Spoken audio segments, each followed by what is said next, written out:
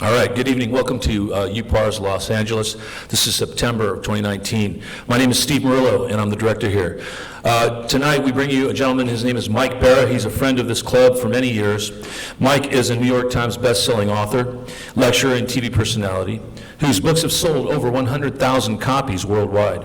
He began his writing career after spending more than 25 years in the aerospace business as an engineer and a designer consultant for many major aerospace companies, including Boeing, where he was a card-carrying member of the military-industrial complex. He describes himself as a born-again conspiracy theorist. Mike's first book, Dark Mission: The Secret History of NASA, was a New York Times bestseller back in 2007. He's a regular contributor to the television program Ancient Aliens. He's appeared on Ancient Aliens over 59 times. Yeah, and that's a great show, by the way. Give him a hand. Good job, Mike. And America's Book of Secrets, and also he's appeared on Hangar One. He's most recently appeared on the Science Channel reality show The Truth Behind the Moon Landing in 2019. Now, Mike's an expert in the moon landing. He's also an expert in JFK. And tonight he's going to share his views on those two subjects that are well researched by Mike, and I think you're going to find his information quite interesting. Would you put your hands together and please welcome Mike Bara.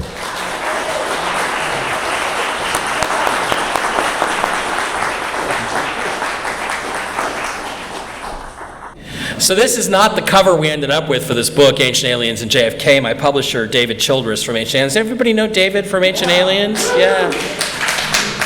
Came to me and he said, "You know, Mike, I don't think that this cover is terrifying enough to little children, so let's come up with another more terrifying cover." That's how we ended up with the one I got back there, so. Sorry, I've worked very hard on my David Hatcher Childress impersonation, and in a couple weeks, I get to go to Dallas, I get to go to Alien Con, and do it for him in front of him, so. His wife loves it when I do David, so something I've got to do. So tonight, what I want to talk to you about is one of my more recent books. It's called Ancient Aliens and JFK, and this is something that's pretty close to my heart for a variety of reasons. I think John F. Kennedy is more relevant today than he's been in a long time. Not the least of which is because there may be some stuff coming out involving his son at some point in the future. Like maybe he didn't really die in a plane crash in 1999. Now that's been floating around for a while, but I've kind of looked at the pictures of this guy that people say might be him, and I kind of think it might be him, but we'll see. So this is a book that I felt like I had to write because of the documents that came out in 2017. Trump put them out and said, you know, I want to put all the conspiracy theories to rest, and for me it kind of did exactly the opposite. So I got all fired up to write this book, and I started doing some research. I found a lot of interesting stuff and a lot of threads that connected. So what I'm going to do tonight is try to connect all those threads for you. And what I want to do is talk to you about who he really was, there was a lot of, we all know a lot about his character. We know a lot about some of the things he did. You know, most people don't realize Nancy Pelosi was actually one of his mistresses when she was 16 years old. People don't realize that. I actually have a picture somewhere of the two of them together. That's how her political career got started. But I don't have that in this slideshow. I'll try to look for it in another one of my slides here. But so he had all these, he did have an affair with Marilyn Monroe. There's all these things we know about him. But he also had an interest, a lifelong interest, or at least an adult long interest in aliens and UFOs. And that is part of what drove him to create the Apollo program to go to the moon, which is something I'm kind of known for and I'm very familiar with. And that ultimately also is what got him killed. And I'm not only going to show you why he was killed, what his real interests were, what was really going on with Apollo, but I'm going to tell you who the people were involved in the shooting, and I'm going to show you pictures of them in the act of killing him, and I'm going to show you who knew about it ahead of time. And it all comes back in many ways and connects with NASA, among other organizations and institutions. So, John F. Kennedy was, I have a YouTube show on Wednesday nights. It will not be on this week because I'm going to be in the OC tomorrow. but it's called Tell the Truth Wednesday with Mike Bara, and I talk about not only this stuff, but a lot of other things I don't get to talk about in the flying saucer realm very often, things that are going on in current events, why the Saudi oil fields were bombed 2 days ago by somebody, maybe the Iranians, what that's all about, things I don't get to talk about very often. I'd like you to tune in. It's 5 p.m. Pacific, just on my YouTube channel. If you just Google Mike Bara YouTube, it comes right up. And I'm trying to grow that audience and get everybody to come along for the ride. Yet last week I did an episode about 9/11 because it was on 9/11, and I explained to people why steel frame buildings do come down when they get hit by 350,000-pound jetliners at 450 miles an hour. And that didn't go over very well with some people, but again, it's about telling the truth. It's about what I perceive to be the truth, so I'd love it if you'd come by and watch the show. So John F. Kennedy is probably the most important figure of the 20th century, in my opinion, because of what he was all about, what he was trying to do, the battles he was trying to fight, and the people that ultimately wanted him dead. He was, of course, killed in Dallas on November 22nd, 1963, in a very, very public assassination. But, people don't realize that he was not the Kennedy son that was supposed to be president. His older brother, Joe, was supposed to be president. His father, Joseph Kennedy Sr., was someone who had some connections. He was an Irishman. He went through all the Irish discrimination that happened in the 1800s and early 1900s, and he kind of fought through it, and he really wanted to be the first Irish Roman Catholic president of the United States. That was his ambition. Now, he made his fortune in the teens, early 19 teens, working basically on Wall Street as a trader. Now, back in those days, insider trading was legal, and Joe Kennedy spent a lot of time with insider trading, making moves, taking advantage of different things. When the Great Depression hit, when the Wall Street crashed in 1929, which, by the way, was an arranged stock market crash, he made a lot more money by buying up people's mortgages at pennies on the dollar and then turning around that money and converting it into properties for himself and cash. And he made more money in the 1930s as a bootlegger. He basically illegally brewed beer and wine and hard liquor and sold them. I think there's several brands that are out there that originally were Kennedy bootleg brands. I forget one of them. It's like a Scotch whiskey that was definitely a Kennedy brand.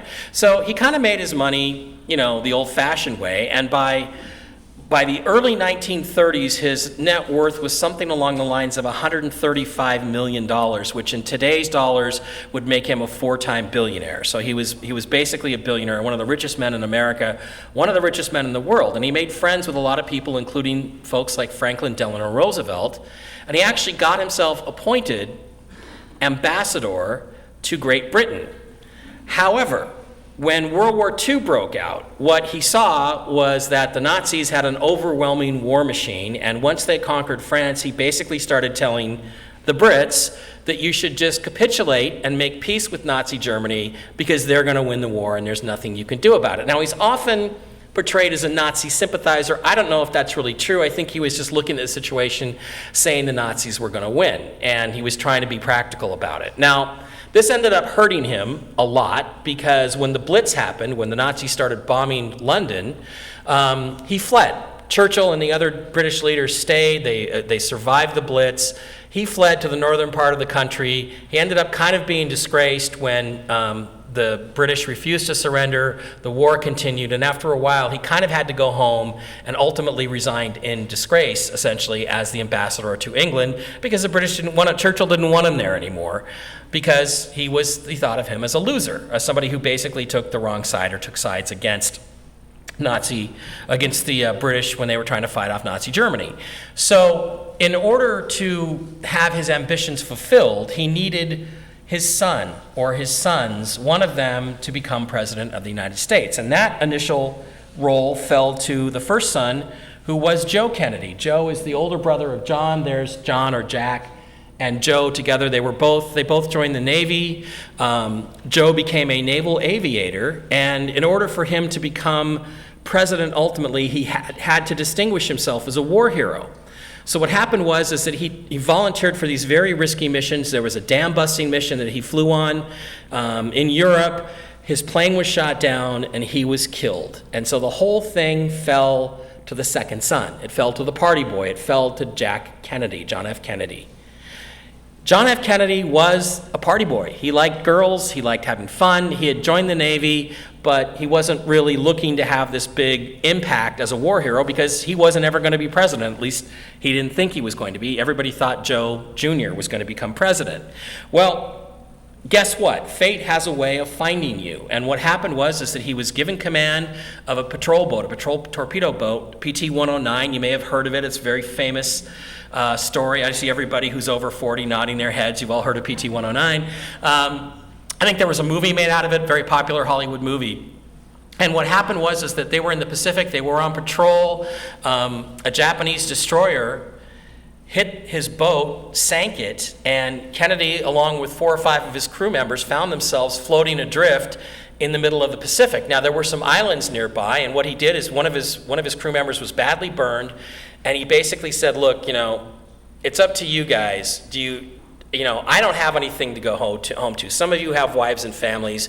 Do you want to continue to try to fight, or do you want to survive? And they all said, well, we want to fight, but we want to survive too. So they ended up swimming. He swam almost 3 miles with one of his crewmates who had been badly burned in a life preserver, holding the bit of the life preserver rope between his teeth, and swam all the way to an island almost 3 miles away along with the rest of the crew. They survived, they were rescued, and he ended up getting a medal for it. I think he got a Bronze Star, which he turned down because he wanted a Silver Star. He wanted a bigger award because it would help him in his political career. I'm not kidding, this is really true. And up until the time he was president, they kept trying to give him a Bronze Star, and he kept saying, no, thanks, it's not good enough. So later on, when he was running for Senate, he was asked by a reporter, well, how did you become a war hero, Senator Kennedy? And he said, it was pretty easy. The Japanese cut my boat in half.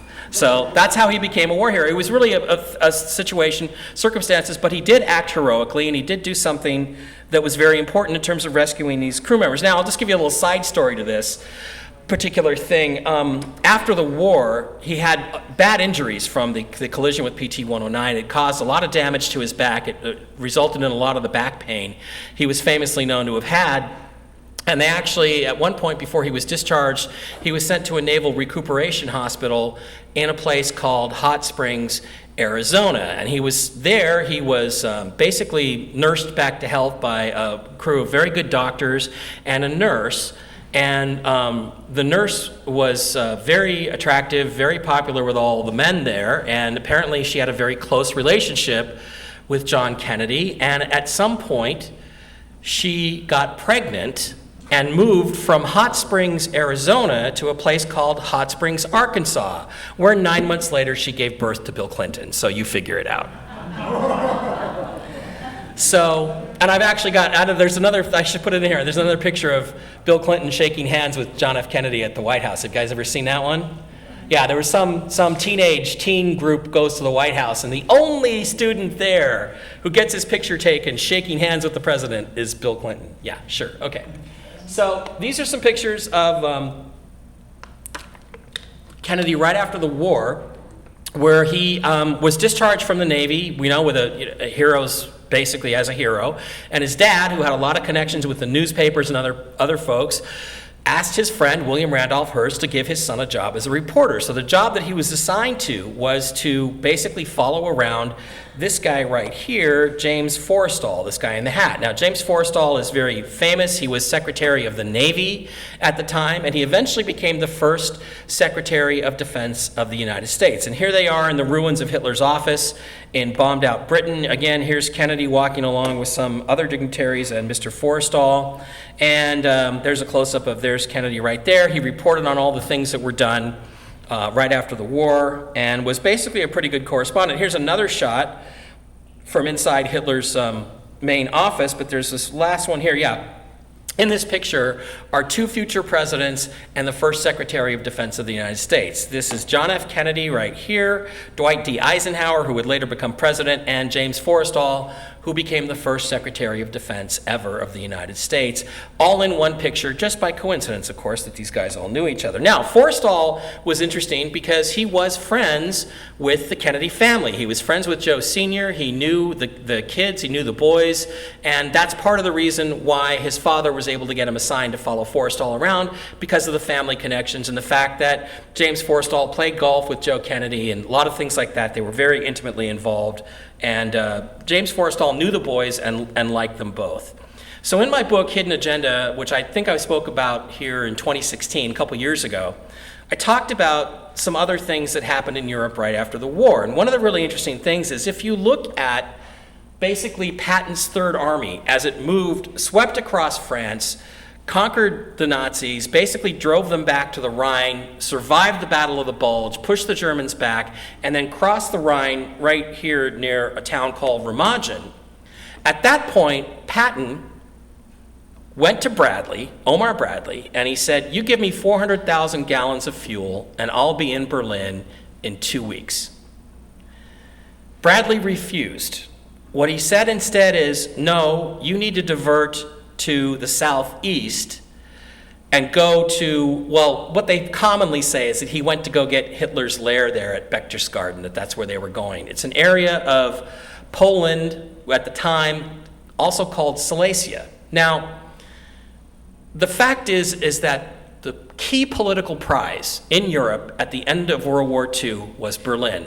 Whoever captured Berlin was going to have what they needed to dictate the terms of post-war Europe. And the American command from Eisenhower through Bradley refused to allow the American General Patton to go take Berlin, and he would have beaten the Russians by 3 or 4 weeks. And we would have had total control over Eastern and Western Europe and dictated terms to Stalin, basically, about who was going to be free and who was not going to be under communist rule. Instead, he was diverted to the southeast. Now, why would you do this? Well, one of the reasons why you would do this is because this particular area, known as Silesia, there was a very interesting structure or plant right there. And that is well known to people that follow the work of people like Dr. Joseph Farrell. It's an area that was called a Buna plant by the Germans. On the official records, it was a Buna plant. What's Buna? It's rubber. So supposedly, this is a place where they were making rubber seals for tanks and airplanes. The interesting thing about this rubber plant is that it was using up 1/5 of all of the electrical power in Nazi Germany at the end of the war. So that's an awful lot of resources to be sucked up by a plant that builds rubber seals. The reason that it sucked up so much energy, electricity, was because that's not what they were doing there. What they were actually doing there was developing high-tech physics. This is where Hitler had his secret, I call it the SS Paranormal Division, where they were developing high-tech physics, and you can even see today, because this thing is still here, this structure, that this is a reconnaissance photograph from World War II, so it's very old. This thing called the fly trap, and if you look at the fly trap, it's an old concrete structure, which is actually a test rig. Now, some people have tried to claim, oh, this is someplace where they used to have a water tank. Okay, well then, where's the water tank? There was no water tank here. What they actually did, what they were testing, is something called the Nazi bell. And for as near as I can figure out, what the Nazi bell was, is it was an anti-gravity reactor. It was the kind of thing that they used to later propel their flying saucers. And again, one of the interesting things about the bell is that it had these runic symbols on it, which the Germans firmly believed when they were dealing with physics.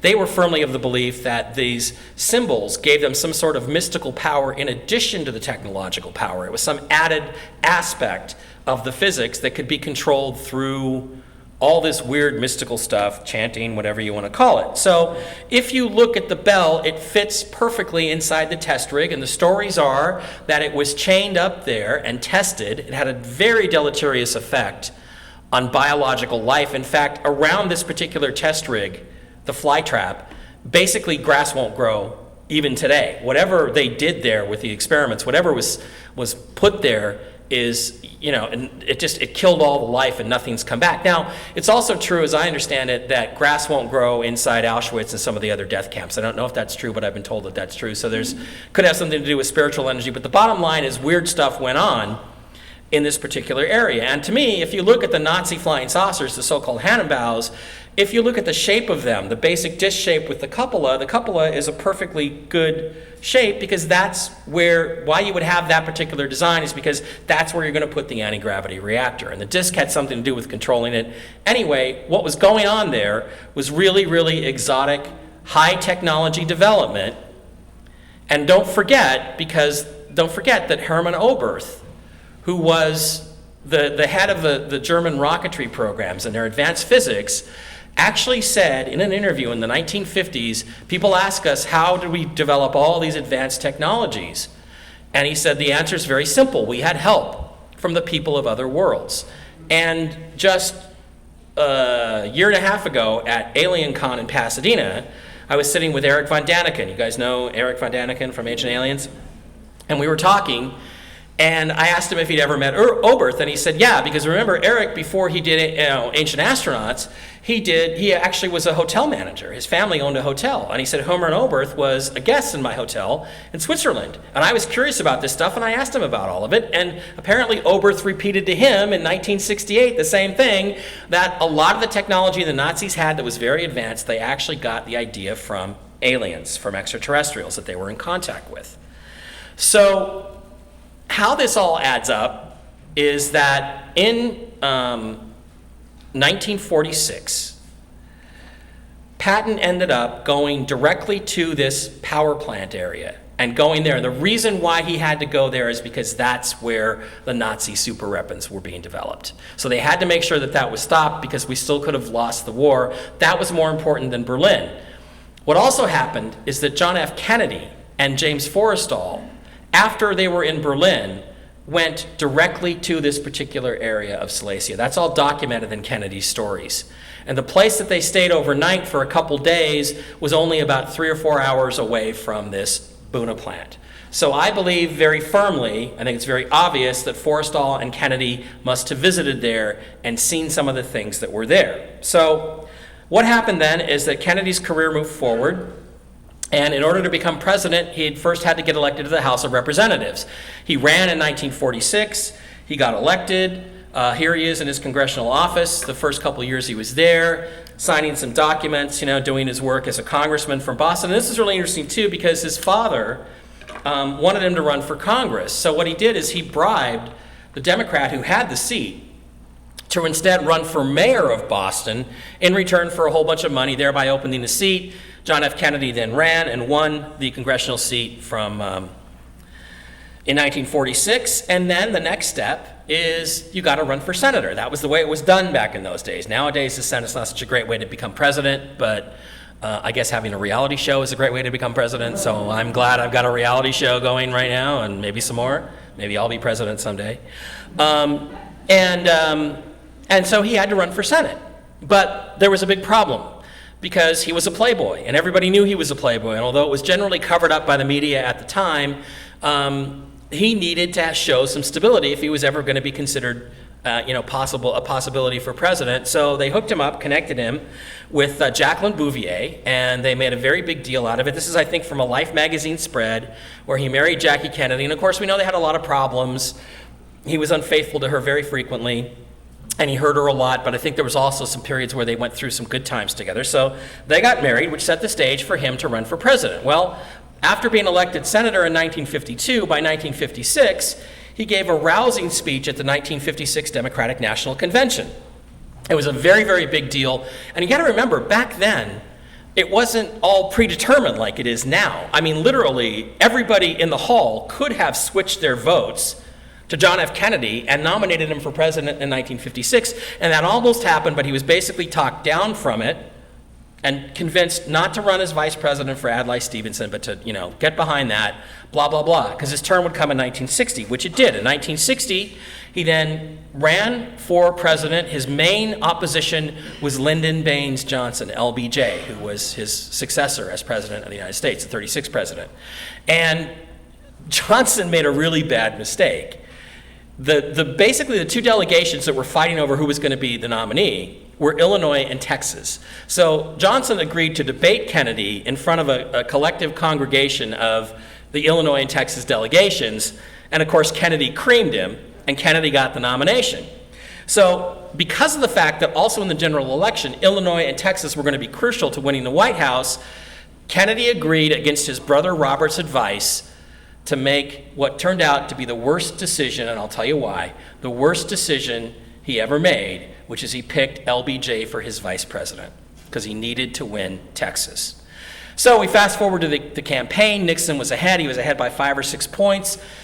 He made a vow to campaign in all 50 states. He went to all 50 states. Of course, he ran himself into exhaustion. He got the flu. He ended up in the hospital for 4 or 5 days before the first debate with John F. Kennedy. It was the first televised debate in American history. Meanwhile, JFK went to an island, a Caribbean island, with booze and hookers and practiced, let's just say what he did, and got all tanned and relaxed, and he was relaxed. Nixon was uptight, he was tense.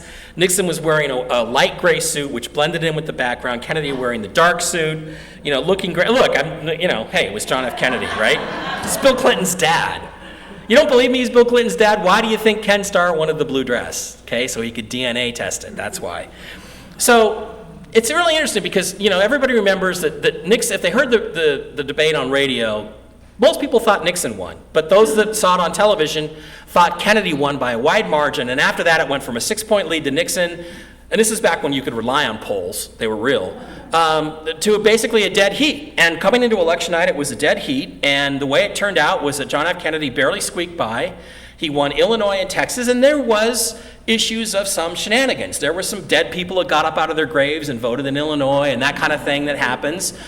Still happens today. But Johnson won the zombie vote. But there was analysis done, and it was determined that there probably was shenanigans, but it probably wasn't enough to have actually altered the outcome in either Texas or Illinois.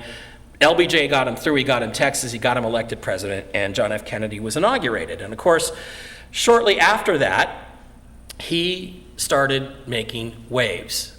And it's really interesting to think about why he started to make these waves, and we'll get into that in a second. But he immediately gave, in April of 1961, so less than 2 months after his inauguration, he gave a speech called The President and the Press.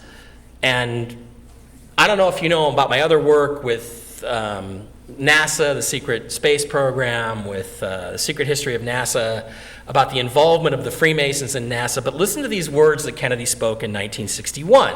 He said the very word, I can't do a good Kennedy, I can't do a good John F. Kennedy, I just chowda. I can't do a good one, I can do a good David Hatcher Childress. But it would sound silly if I did it in David's voice. I'll have to do that sometime. The very word secrecy is repugnant. He said, sorry, I'm trying to keep it light here.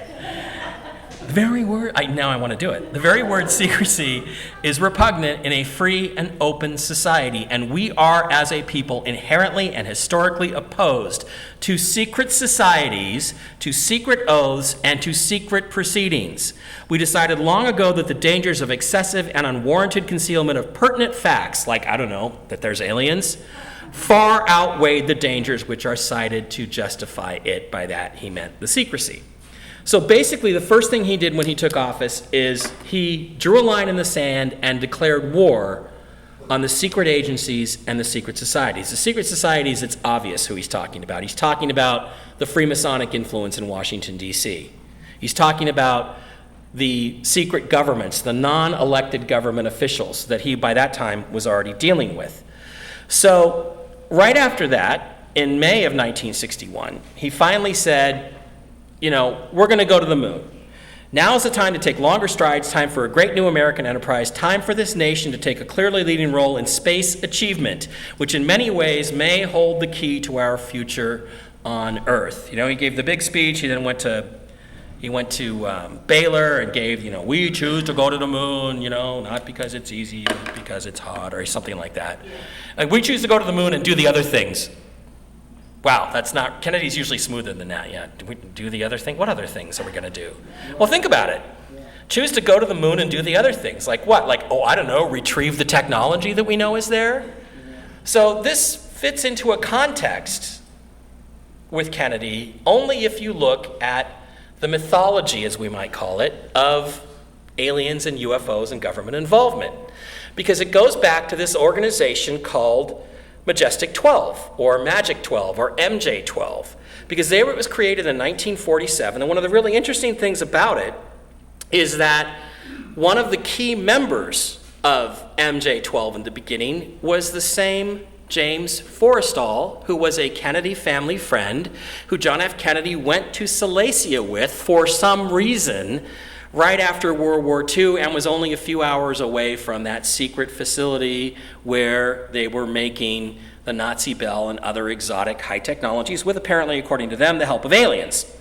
So here's a memo from Harry Truman saying, as per our recent conversation on the matter, this organization is now going to be referred to only as Operation Majestic 12. This is an authenticated document. It's authenticated by Dr. Bob Wood, who's going to be at the meeting tomorrow in Orange County, who's an expert on all this stuff. And here are the initial members of MJ-12. Sorry, I don't know where I apparently got this from a Mexican website, because all the names are like, Almirante, Roscoe Hillencoder. Sorry about that, but Almirante, Sidney Sauer. So here's the original 12 members. Roscoe Hillencoder, Dr. Vannevar Bush, who was a fascinating figure because he was not only a member of MJ-12, he was science advisor to FDR and Harry Truman. He's the one who assigned a theoretical physicist named John Trump to go examine all of Nikola Tesla's papers and decide which ones would be classified and hidden forever, still today, and which ones could be released. That same John Trump, guess what? His nephew is named Donald and is now the president of the United States. So you figure out what that's all about. Hoyt Vandenberg, Detlef Bronk, but most importantly, Dr. Donald Menzel, who was a Harvard astronomer whose job was to be the debunker for MJ-12. And he had a protege at Harvard whose name was Carl Sagan. And when Donald Menzel died in 1972, Carl Sagan went from a guy who was totally open about alien life and the possibility of UFO sightings, and even talked about ancient alien visitation, to a guy who was 100% skeptic. Why? Because he was chosen to replace his mentor, Dr. Menzel, on MJ-12. But the most important name, of course, is James V. Forrestal, who was MJ-3. So the organization was set up. MJ-1 was generally the director of CIA. MJ-2, MJ-3 was the Secretary of Defense, that kind of thing. So what you have here is a direct connection between MJ-12 and James Forrestal, which gives you a direct connection to John F. Kennedy. And if that's not good enough for you, there's even more. Because prior to there being a Majestic 12, there was apparently another organization that we've recently found out about with some declassified documents from something called the Interplanetary Phenomenon Unit. And they put out a summary document, which again has been looked at by document experts, including Dr. Wood, and they've declared that it's authentic from the period, from the pre-Majestic 12 era, in early 1940s, early to mid-1940s. And as you go through this document, it's really interesting to read, because somewhere down the line here, it says, under Article 10, or number 10, item 10, with the pending approval of James Forrestal as new Secretary of Defense, it's certain that he will be briefed on certain aspects of the discoveries, meaning Roswell, aliens, alien technology. It's certain he'll be briefed on certain aspects of the discoveries. The only cabinet member to date that may know of the details is also Secretary Marshall.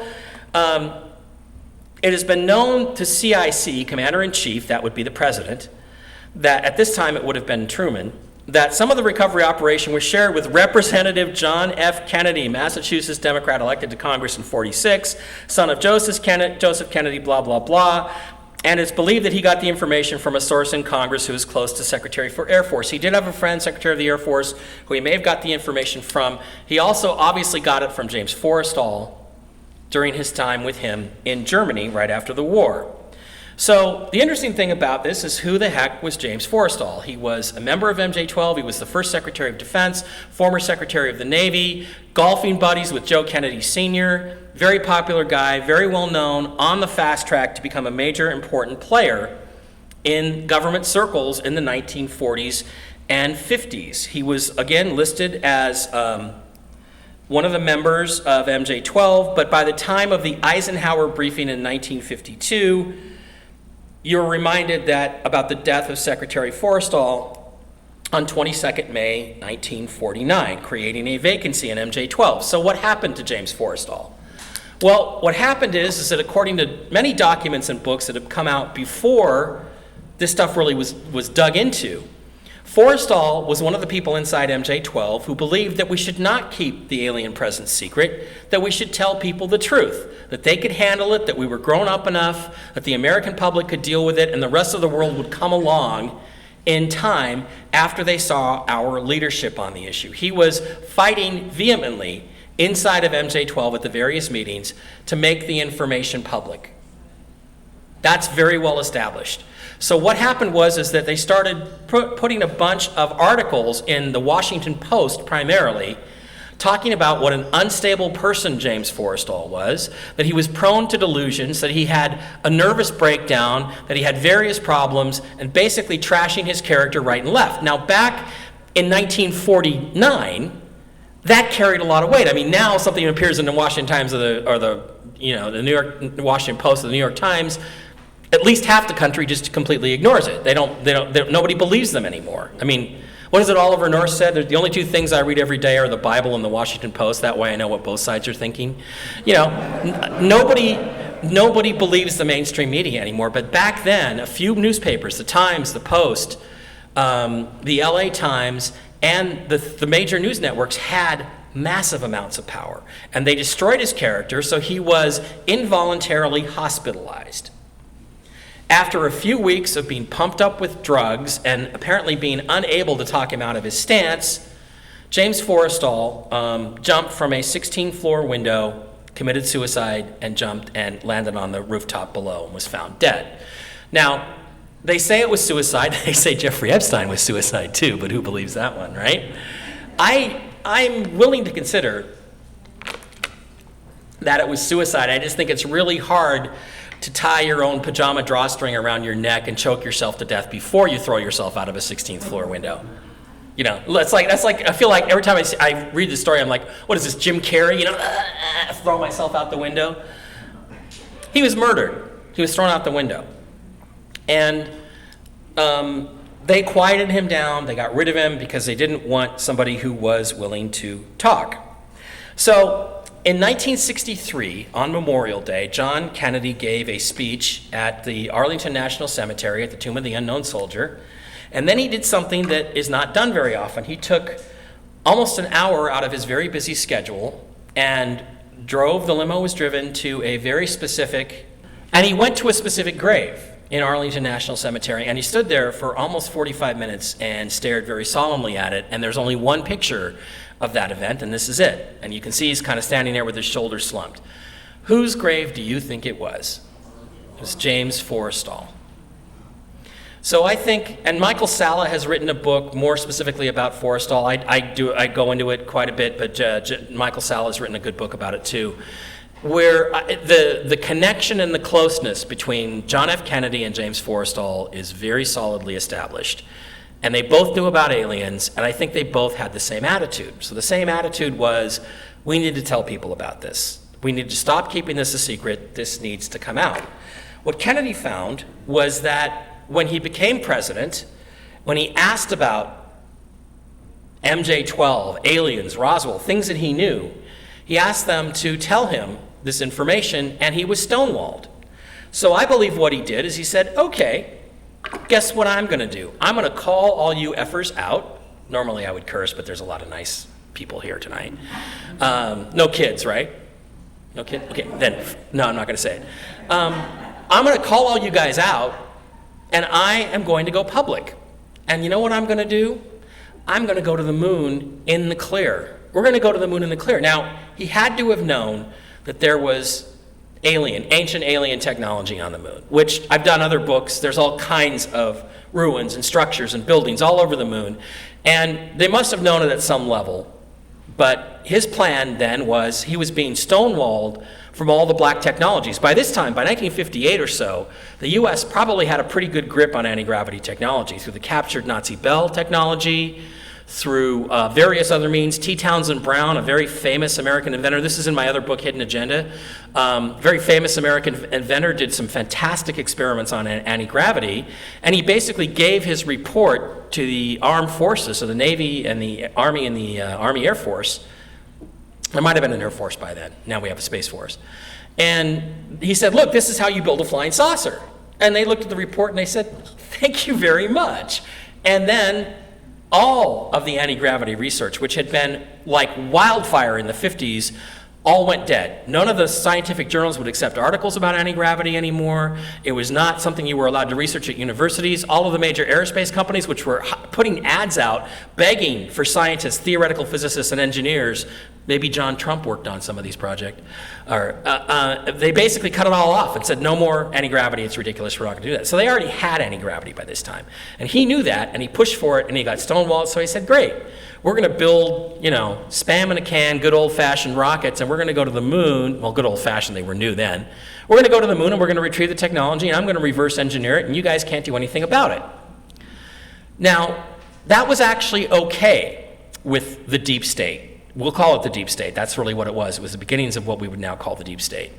MJ-12. It was okay with them because they didn't really think he could do anything about it. They didn't really think he could get there, and even if he did, I don't think they were too worried about handling him because he probably wouldn't be president by the time we got there.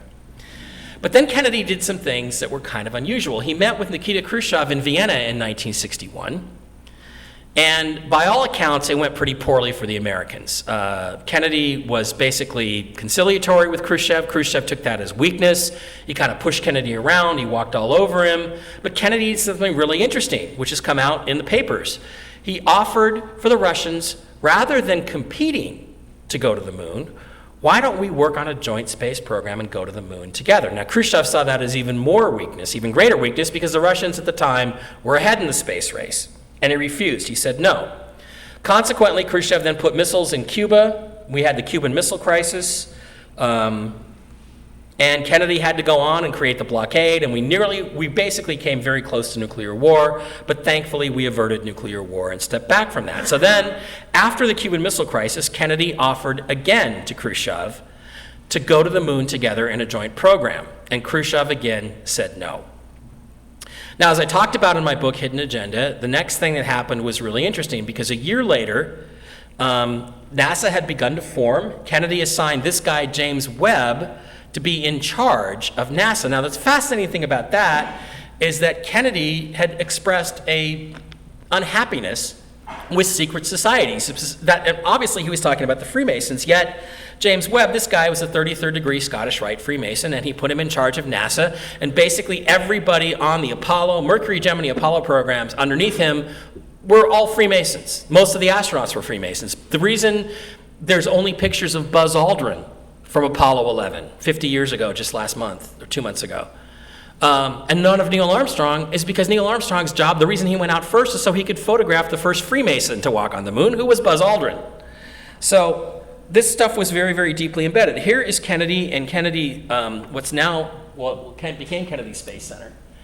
And so you've got James Webb, 33rd degree Scottish Rite Freemason. Lyndon Johnson, doesn't Johnson look like he's really interested in the space program? 33rd degree Scottish Rite Freemason. Kurt DeBus, Nazi war criminal. Werner von Braun is in the room somewhere, Nazi war criminal.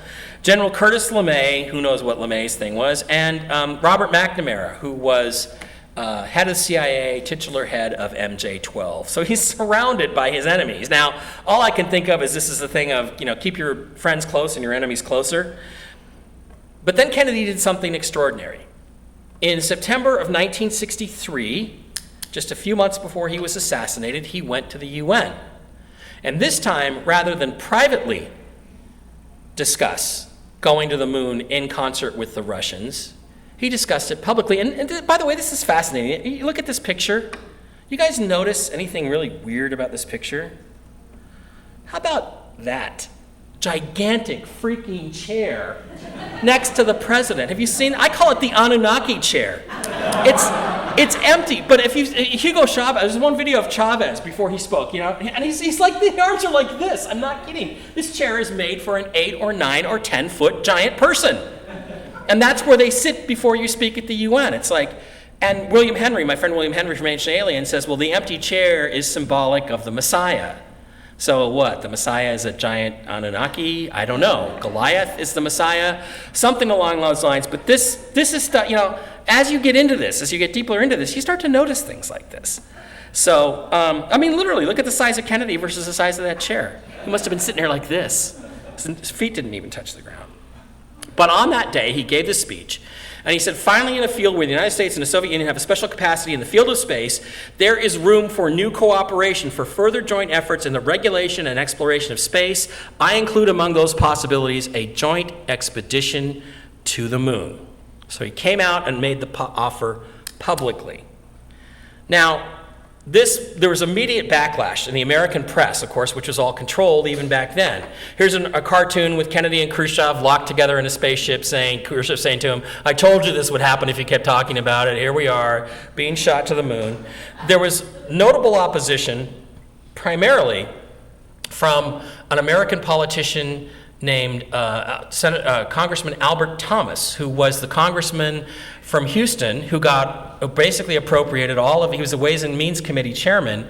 He got all of the NASA funding appropriated. That's why we have mission control in Houston instead of Florida, where they launched the spacecraft from. Have you ever thought about how weird that is? Oh, they launched from Florida and then everything gets turned over to some facility in Houston, because Albert Thomas directed the money there, and because Lyndon Johnson was the vice president from Texas. So what happened next is really interesting, because although there was all this opposition and Kennedy seemed to have backed off, some people now say that no, he didn't back off. In fact, Nikita Khrushchev's son, Sergei, who is a senior fellow at Brown University, I believe now, a scholar, says in fact his father accepted Kennedy's offer in private. He remembers walking with his father in late October or early November 1963. Does that time frame ring a bell to anybody? And he said, I think we cannot beat the Americans. They've pulled ahead of us. I don't think we can catch up. We can't beat them there. And rather than accept a defeat in the space race, I think it would be better for me to accept Kennedy's offer. And so he says, I remember distinctly, and I asked my father, does that mean you are going to accept his offer? And Khrushchev said, yes. So, what happened next? Well, again, this is from the Kennedy Library, so this is an authentic document, and basically it's a National Security Action Memo signed on November 12th, 1963, which is 10 days before John F. Kennedy was assassinated. The title is Cooperation with the USSR on Outer Space Matters, and it's directed to the Administrator of National Aeronautics and Space Administration, James Webb, telling him, bottom line, we're going to go to the moon with the Russians, so I want you to get an office open and start exchanging information with your Soviet counterparts. A program of substantive cooperation with the Soviet Union in the field of outer space. I assume that you will work closely with the Department of State and other agencies as appropriate. Well, what other agencies might be appropriate? How about the CIA? There's another second National Security Action Memo, which is not in the Kennedy Library, but has been discovered and has been authenticated by Dr. Wood with more than 80% reliability as being authentic.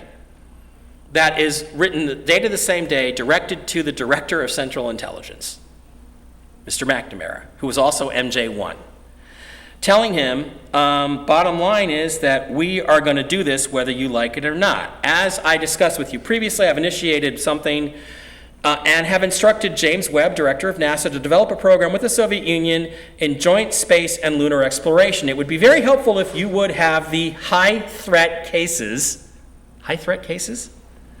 reviewed with the purpose of identification of bona fide as opposed to classified CIA and USAF sources. So what he's saying here is that it's important to make a clear distinction between the knowns and the unknowns in the event the Soviets try to mistake our extended cooperation as a cover for intelligence. And I'd like you to arrange a program of data sharing with NASA where unknowns are a factor. This specifically and explicitly instructs MJ1, the director of the Central Intelligence Agency, to give the Soviet Union all of our information on unknowns, which are unknown extraterrestrial space vehicles, aliens. Exchange information with them so they know the difference between our secret space program stuff and the real stuff, what Kennedy calls the bona fides. Bona fides, however you pronounce that. I usually say bona fide. So right here, he's explicitly telling them, start sharing information. So what happened next? 10 days later, after he issued these orders, John F. Kennedy was killed in Dallas. So the question is, what did MJ-12 if anything, have to do with this? Well, there's yet another document called the Byrne Memo, which you may or may not have heard of. It's a Majestic 12 document. It's addressed to all 12 members of the organization, and it's written, again, according to Dr. Wood, it's written in the hand or the voice of either Allen Dulles, Allen Dulles was director of CIA, or Robert McNamara, basically saying, we have to do something. Now, the interesting thing about this is, again, it's dated to October, late October, early November of 1963, and it talks about all kinds of stuff in there. It talks about false flags. It uses that term. It talks about creating fake terrorist events. It talks about exterminating members of the U.S. population in order to cover up aliens. It talks about all these different things they need to do, including if the weather in Washington, if there has to be weather in Washington, it might have to be wet, meaning we might have to kill people in Washington. But the most extraordinary part of it is right here. It says, as you must know, Lancer has made some inquiries regarding our activities which we cannot allow. John F. Kennedy's Secret Service code name was Lancer. So what they state explicitly in this document is he's digging into our stuff and we can't allow that. And later in the document it says we need to decide what we're going to do about this and we need to make a decision right now, so get back to me right away. So what happened then, if you've ever seen the Zapruder film, it's really extraordinarily ugly. It shows the president being wounded. As he's driving along in Dealey Plaza, he gets struck in the head by a shot, which kills him, headshot kills him. And the story is that he was killed by Lee Harvey Oswald. So my personal stance on this is that Lee Harvey Oswald was in the 6th floor of the Texas School Book Depository window, and he was firing at the president, and he probably hit him once. I think he only fired maybe 2 shots, possibly 3, but at least 2 of them missed, and the other shot came from somewhere else. So this is Lee Harvey Oswald in 1963 at something called the Fair Play for Cuba Committee. They were passing out pamphlets on the streets. He's got his photograph taken. This guy right here is another member of the Fair Play for Cuba Committee. His name is Raul Cruz, and he's a really interesting character because his son is Texas Senator Ted Cruz. So Ted Cruz's dad, and when Trump said this in 2016, people were like, "Oh, it's a conspiracy theory." Oh yeah, well there's Ted Cruz Jr. or Senior. There's Raul.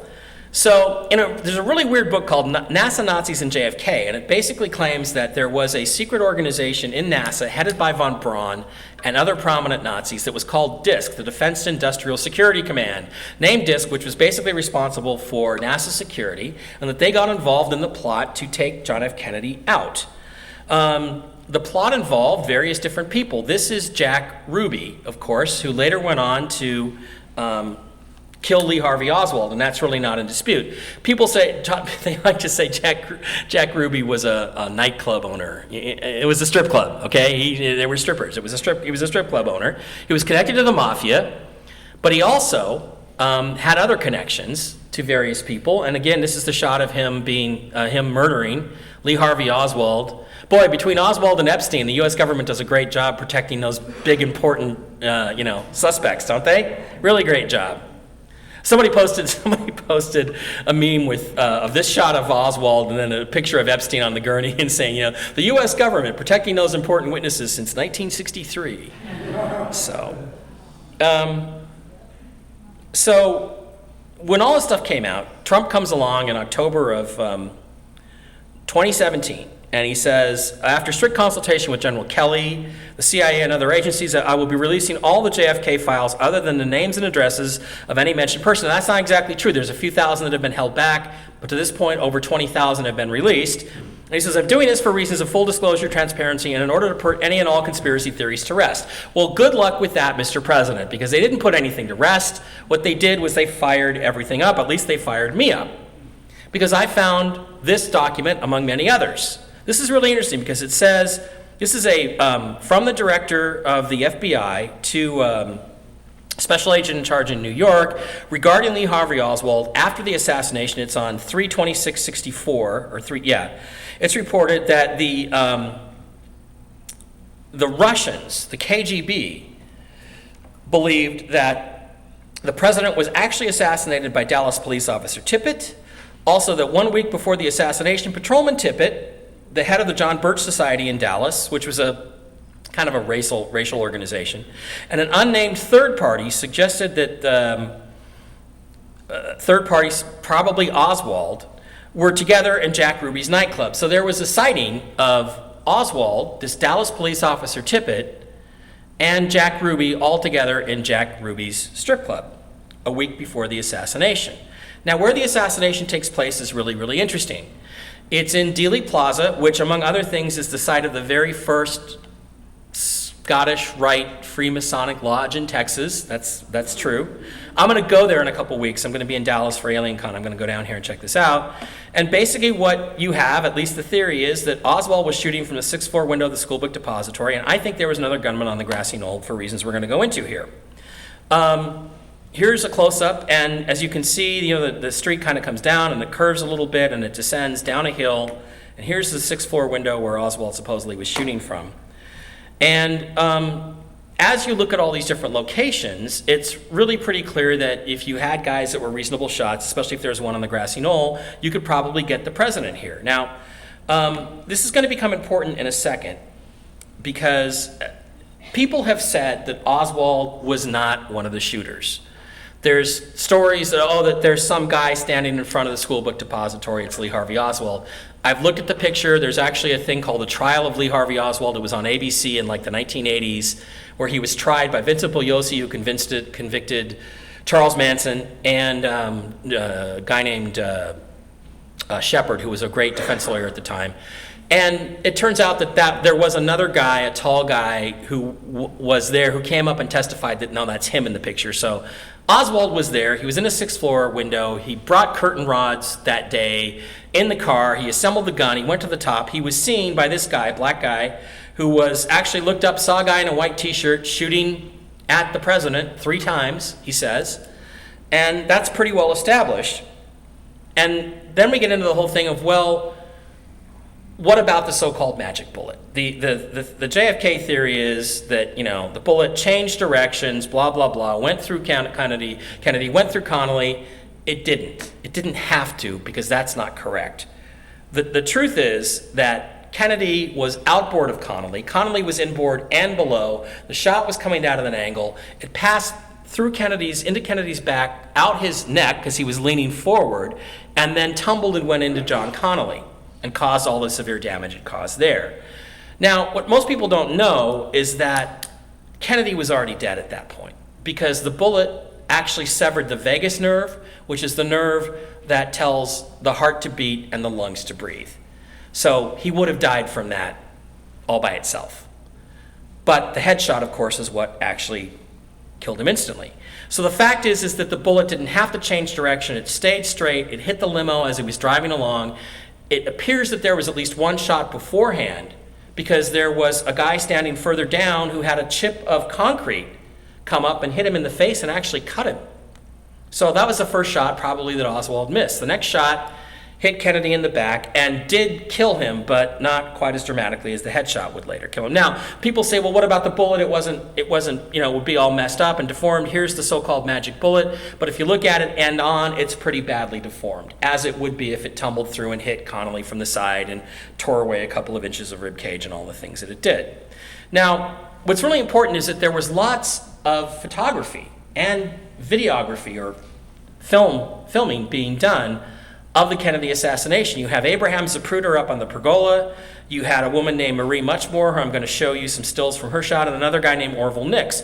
And if you look at their videos, it becomes pretty clear what happened. This is a shot, screen capture, from the Marie Muchmore film. She was a woman, she was standing on the grass behind the limo. The limo was coming by.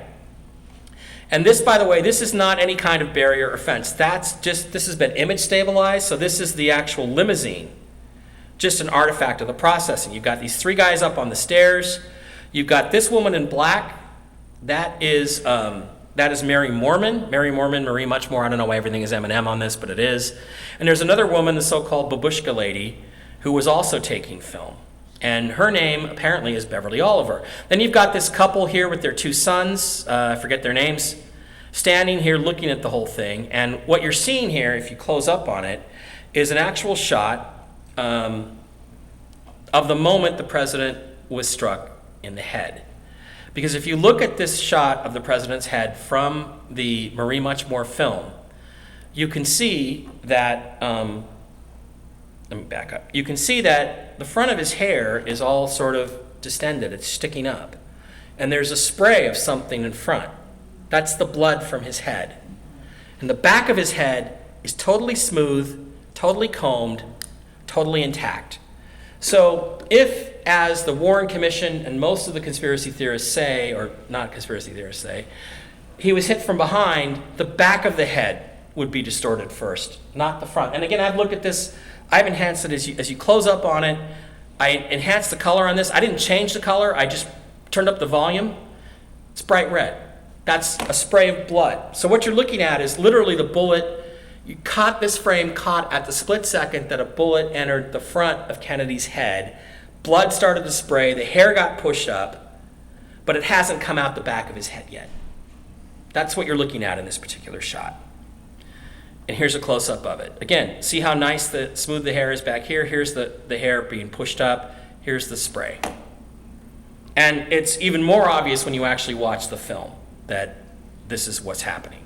So Orville Nix was standing behind all these people and was also filming. And he's got a clear shot of part of the grassy knoll area. This is a so-called pergola. That is Abraham Zapruder, who took the Zapruder film. And this is moments after the president was struck in the head. You can see Clint Hill, the Secret Service agent, has run up and jumped on the back of the car. Mrs. Kennedy is just about to get up and reach the back of the car. Nobody knows what she was doing. I guess she was trying to pick up pieces of his skull and put them back in his head. It was really sad. But one thing I think is really important here to notice is, look at these three guys. These are three motorcycle cops. Look where they're looking. All three of them are looking up to the grassy knoll. In fact, as you go forward a frame here and there, it's very clear that they're looking up to the grassy knoll. Their heads are all turned. And this guy here, as they've moved a few feet farther, see what this little mark is here? That black is his shirt sleeve. It's pulled up his arm, the little fleshy colored part. And it's distorted because it's an 8mm film. That's him pointing up to the grassy knoll. So all three of them heard, saw, believed the shot came from the grassy knoll. And later, Beverly Oliver and somebody else testified that, well, what did the motorcycle police do? She said they stopped and immediately ran up the grassy knoll, the grassy hill, or the hill as she called it. So,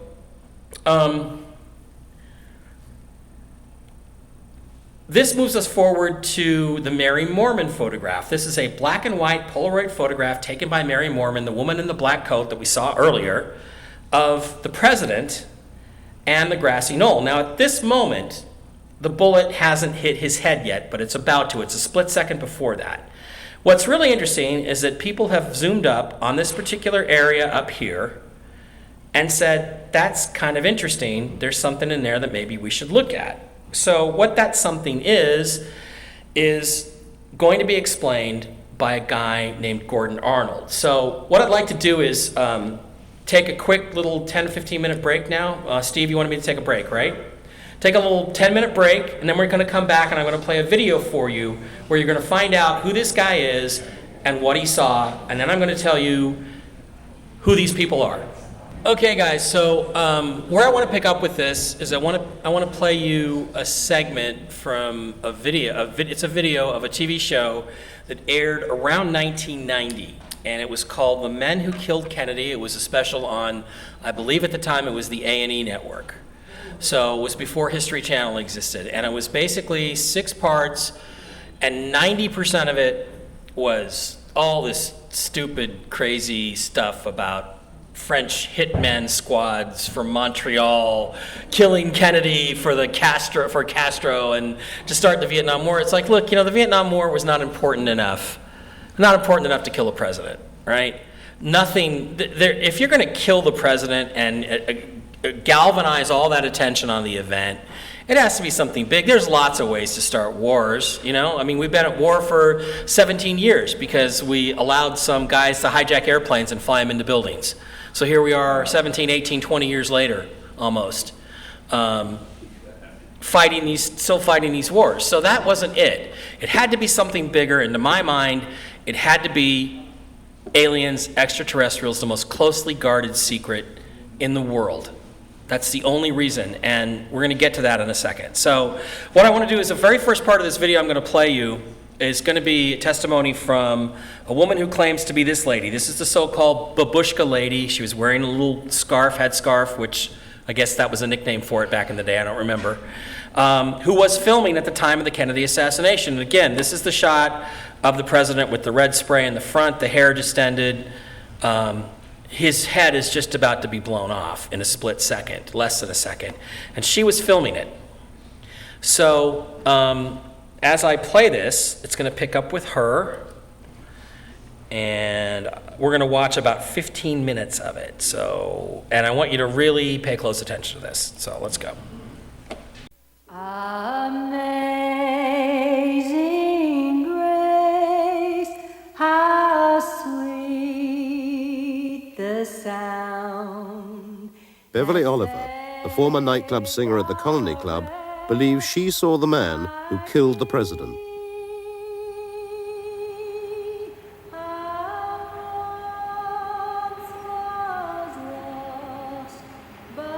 She was in Dealey Plaza on the morning of the assassination. She carried with her a brand new movie camera to film the president as he passed by. For many years she remained unidentified, and because of her distinctive headscarf, was known simply as the babushka lady. I had President Kennedy right in my zoom lens. You know, I could see Connally anytime. He's a Texan, right? Appreciate him, love him, he's great, but I wanted to see the president. In the carnival atmosphere surrounding the motorcade, there was no indication of the danger lurking seconds away in Dealey Plaza. When I first heard a noise, I was not aware that that was a shot being fired. And maybe perhaps that's why I continued to film, because I thought it was a backfire or a firecracker. I mean, I wasn't used to being around guns. I did not realize that those were shots until I saw in the frame of my camera President Kennedy's head come off, the back of his head. Then I realized that that was a shot. I don't know how many I heard. I know where I thought the shots came from. Was the picket fence area, in that around that large tree somewhere on the other side of those steps, but in the picket fence area. There was a figure there and there was smoke there. I will always believe that the man that shot President Kennedy was standing somewhere in the picket fence area. And no one will ever convince me any differently. Next to Beverly, as she filmed, was eyewitness Charles Brem with his young son. He was swiftly besieged by newsmen. Tell us exactly what you saw, sir. He was coming down the street, and my 5-year-old boy and myself were by ourselves on the grass there on Palmer Street, and I asked Joe to wave to him, and Joe waved, and I waved, and the man... That's all right, sir. You go ahead, Charlie. It was frightening. They took me and my 5-year-old boy because we were surrounded by the 2 busloads of people there. They had asked me, how do you know it was rifle shots? Were you ever in the Army? Were you ever?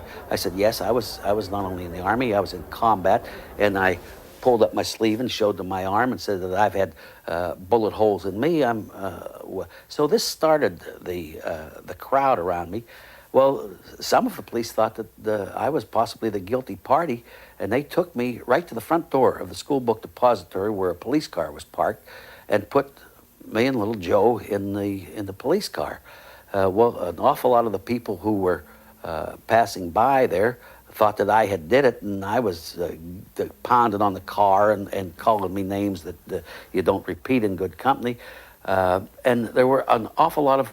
You didn't know the cops from the robbers. After the assassination, Beverly was contacted at work by FBI agents who took her undeveloped film and promised to return it within 10 days. She has not seen it since. From the position that I was filming, I had the best shot of the assassination, and probably the only one that had a real good shot of the grassy knoll. And probably would be a lot of unanswered questions answered if my film could be found. Fortunately, a few feet to Beverly's left, Mary Ann Moorman in the dark coat took her picture a split second after the president had been fatally struck in the head. Although frequently examined by the FBI, her historic snapshot was too widely publicized to disappear. We know that the president's car was in the center. Its dramatic secret, however, has only recently been uncovered. After 5 years of intensive study of the Moorman picture by two researchers in Texas, Jack White and Gary Mack, there is at last convincing evidence of a gunman up on the grassy knoll. Here is the guy that we call Badge Man, and it appears to me that from our study of it, his waist is right at the top of the wooden fence. Gary Mack was the first to isolate the image, now known as Badge Man. What I was looking at, to a lot of people, might have just been like looking at an ink blot or something. And all of a sudden, I started to see eyes and ears and forehead and hair. And little by little, the pieces of this image started to make sense to me. And that's when I first called Jack. And with his photographic work doing the blow-ups, we could see more and more and more detail. And at one point, we realized that this fellow was probably wearing a police uniform or some type of uniform that was close enough to what the Dallas police were wearing so that he could pass as a police officer. And really, to me, that was the one scary moment, because that was such a brilliant plan. A police officer in that location, away from where people were watching, if anyone did see him, they wouldn't think anything about it, because there were police in that area, although nowhere near where we see this guy. So this guy was an imposter. And I got chills then, because that was the realization that this was a very cleverly, well thought out plan. You have to keep in mind that the Mary Moorman picture is about this size, and the area that we're dealing with is about a 1/4 inch square. So the area that Badge Man appears in is very tiny. And that's why the attempts to enhance it photographically have been very difficult over the years. This small area was the scene of an extraordinary encounter. Behind the picket fence, there is a car park, and in 1963, Gordon Arnold was a 22-year-old serviceman, just out of training camp and en route to a posting in Alaska. This is his first film interview. On that particular morning, what happened was I came downtown and I thought there was going to be a parade.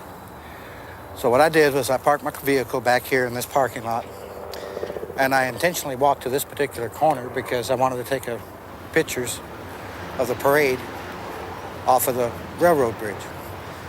Well, this is about as far as I got, because what happened is when I got my leg to about this position, a man came around the corner off the bridge, had a suit on, and he turned around and he told me that I wasn't going to be there. And I guess I was younger and more spunky at that time, because I told him, you and who else is going to keep me off the bridge? And he pulled out an identification card and he said, I'm with the CIA. And I said, well, that's enough muscle. I'll leave. So I turned around and I brought my leg back over like this. I walked down the fence line here about halfway. And I was looking over the fence to see if I could get a good shot of the parade.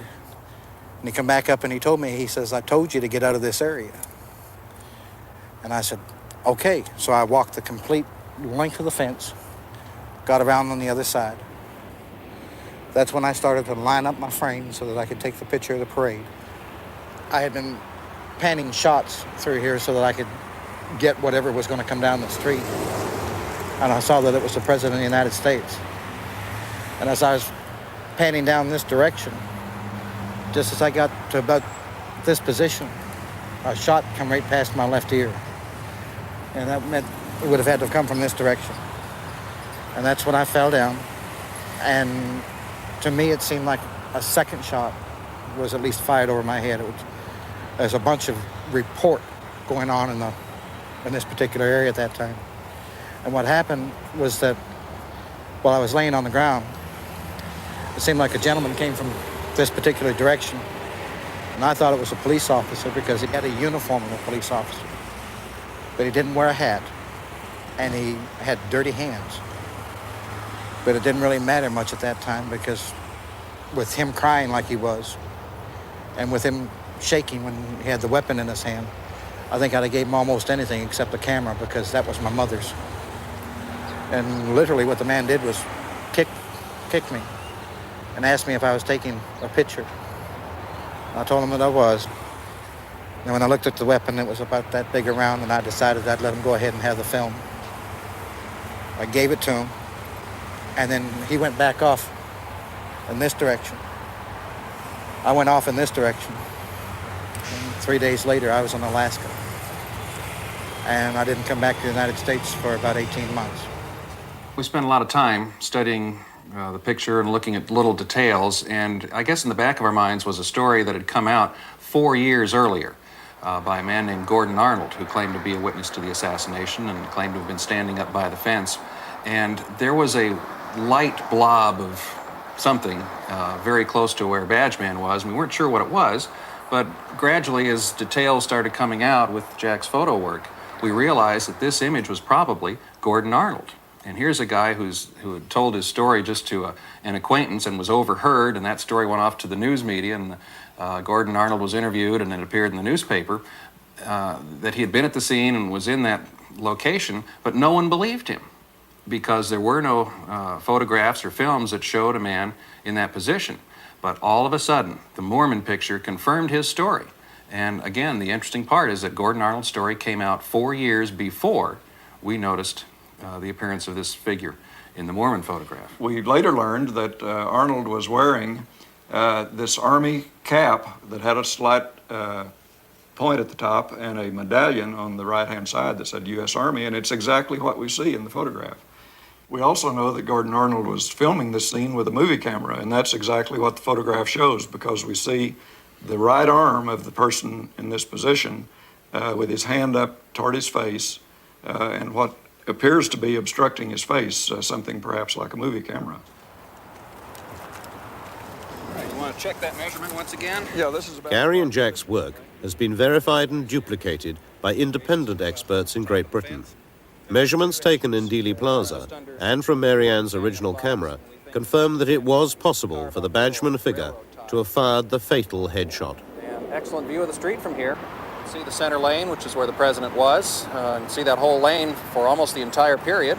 It's a great position to be in. But the photograph had yet more to reveal.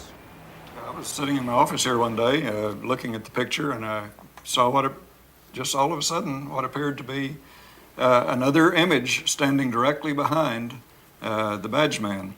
This appears to be a person in a hard hat and a white T-shirt.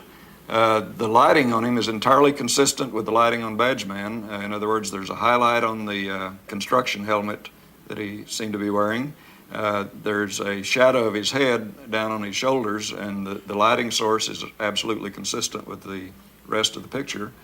He appears to be looking off in the direction of the school book depository. It was important in all this work that we develop somehow some independent corroboration for what we were seeing.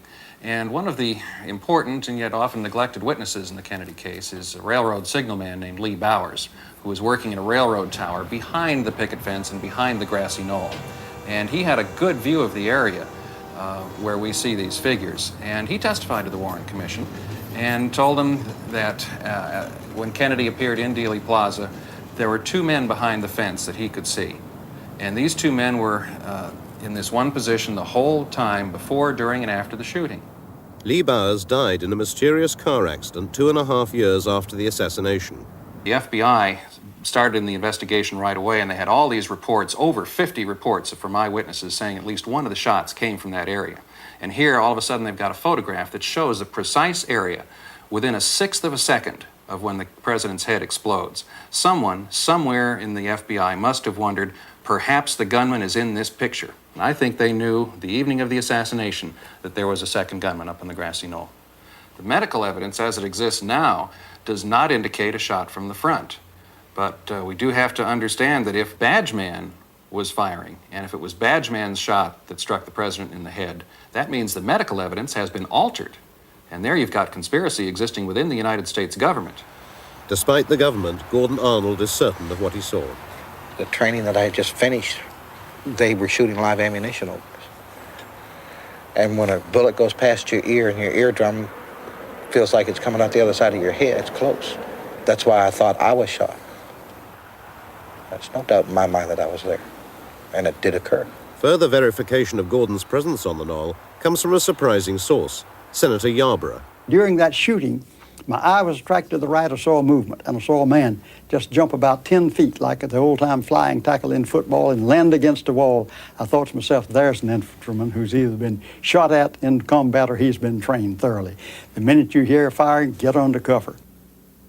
This colorized version of the Badgeman picture was shown to Gordon Arnold for the first time. He has always believed there was no proof of his presence on the knoll that day.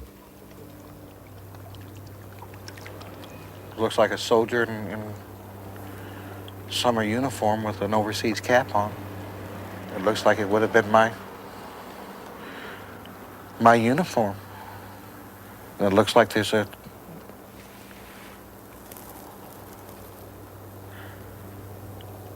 camera. Or there's something up in front of the face.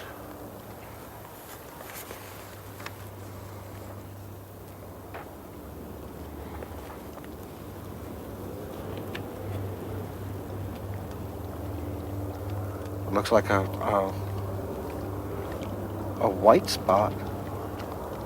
If it's a flash, it would be like off of a muzzle flash. This looks like a police officer because that would be the badge. That would be the arm emblem. Would this fella back here be the railroad man I asked you about this morning? Because when I was walking to the site, and I had never told anybody that I had, when we were out there filming, it reminded me that there was a railroad worker just standing out there by the railroad tracks. But it looks like somebody's taking a picture. Yeah, I couldn't figure out why would I be standing crooked until I flipped that up, and if that's a muzzle blast or flash, then whoever's standing there would have been a fool to stand up straight. He'd been trying to get away from harm's way is what it boils down to. And that could very well be me.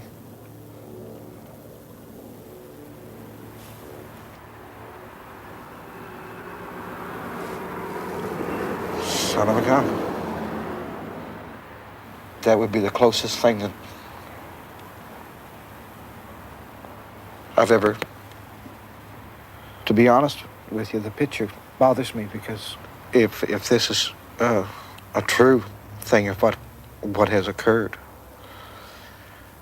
then I could be the only one that saw the man. They killed the president. And to be honest with you, if I'd have known this,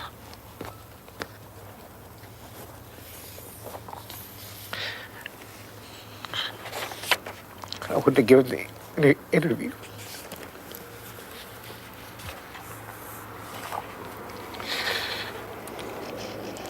Because that hits too close to home right now. Okay, so we got to move on.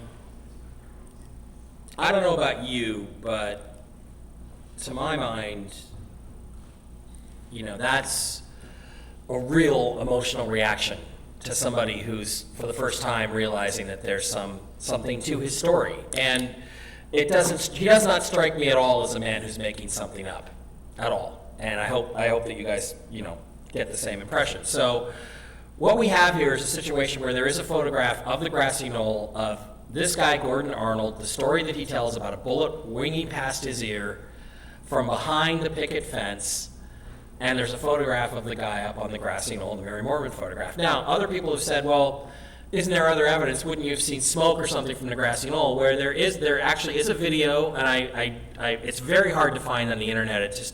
I can't find it. I used to have it. I lost the file somewhere. Here's a still shot from it.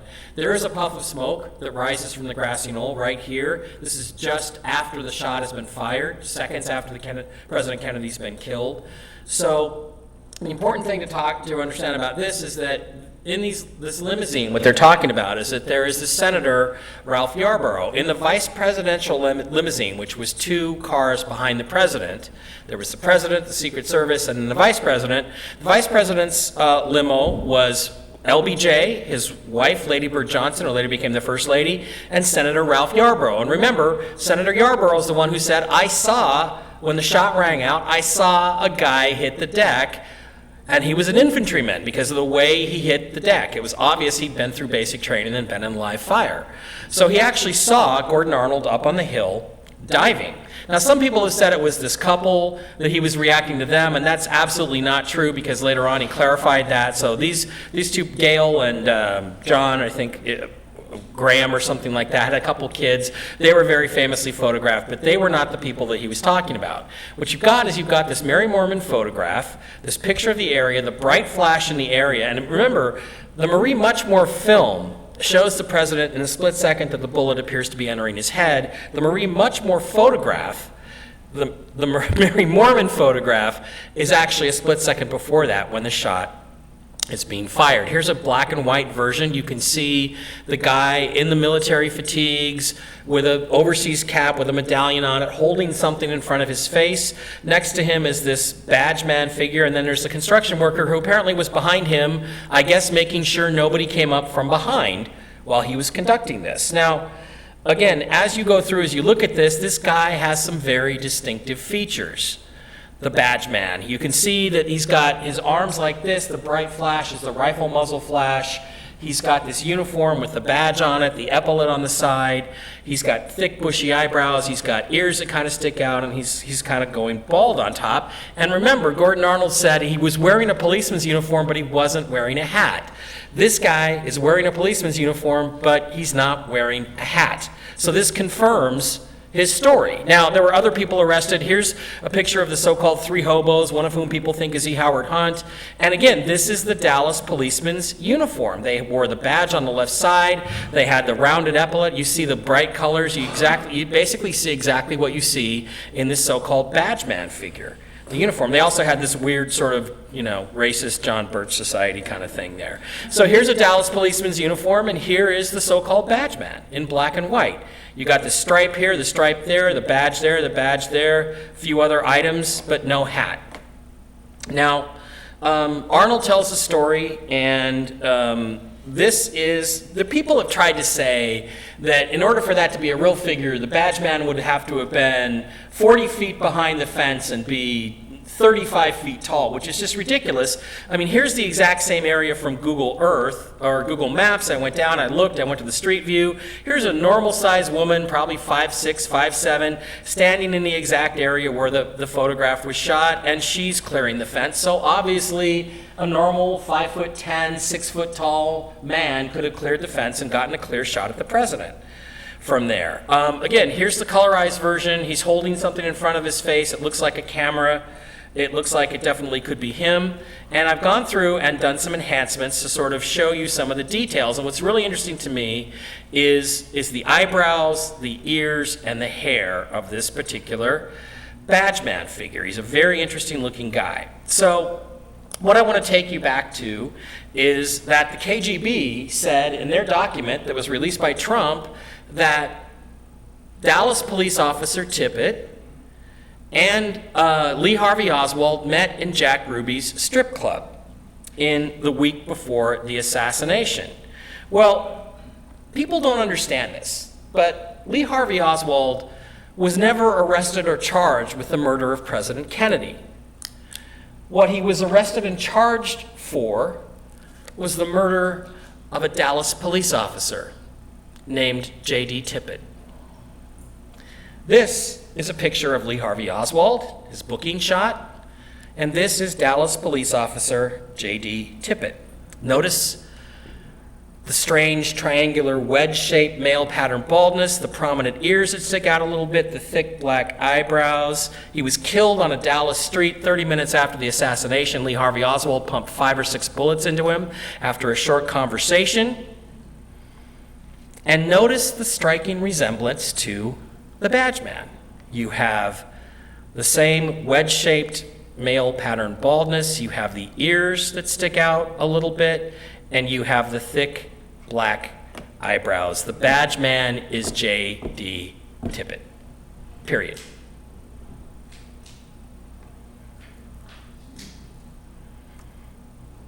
So, what you had is Oswald in the 6th floor of the Texas School Book Depository firing 2 or 3 shots at the president, hitting him at least once in the back, and Tippit firing probably just once from the grassy knoll and hitting him in the head.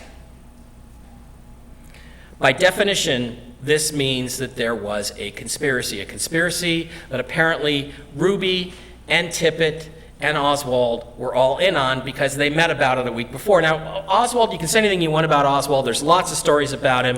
He was a wannabe assassin. He tried to kill a prominent right-wing politician a couple of months before this. He was a wannabe assassin. He met with the head of the KGB in Mexico City, who was the head of the assassination division. He wanted to be involved on this. He wanted to be in the CIA. He wanted to be somebody important. He got fired from a job in New Orleans because he spent all of his time, instead of on the job, in the government carpool in the garage next to his job, which was, guess what, a CIA carpool. So the guy had all these connections to all these different institutions.